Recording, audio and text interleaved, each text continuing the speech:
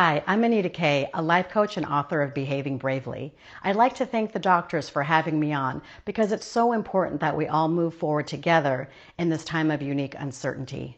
As many of us are directly being impacted, the COVID-19 pandemic has in many ways forced us to rebuild our lives.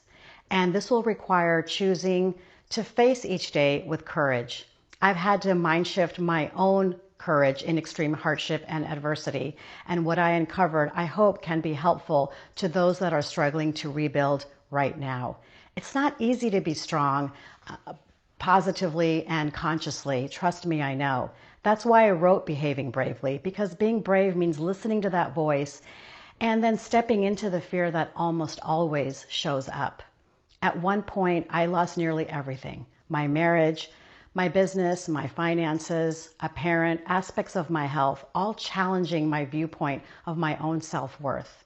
Some of these fallouts you may be experiencing during this pandemic currently: fear, anxiety, mental fatigue, obsessing about the unknowns, even harboring in denial. Dealing with uncertainty will rattle our state of mind over what we have control over versus what we don't. We all have valid reasons to be fearful right now. Yet one of the best ways to navigate through it is to reframe your thoughts. I call this mind shifting, releasing ourselves from non-serving, limited thinking. How do we start? With what I call my 5-point brave strategy. It's a simple plan to mind break out of restrictive patterns and act from a solution-oriented mindset. Step 1, it's what I call practicing benevolence. This basically means tuning into that self-talk and reconnecting with more helpful, benevolent beliefs. Because when we alter our beliefs to more constructive ones, then we can only maximize our potential. Step 2 is moving into readiness.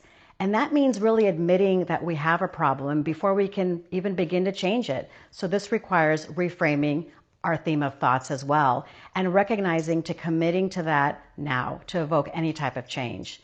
3 is what I call alignment, because to affect change, we must align all of the factors impacting any type of negativity. So this may take revisiting our environment and the individuals that may not be supportive, because better balance is when we're self-aware and we can align with it new choices.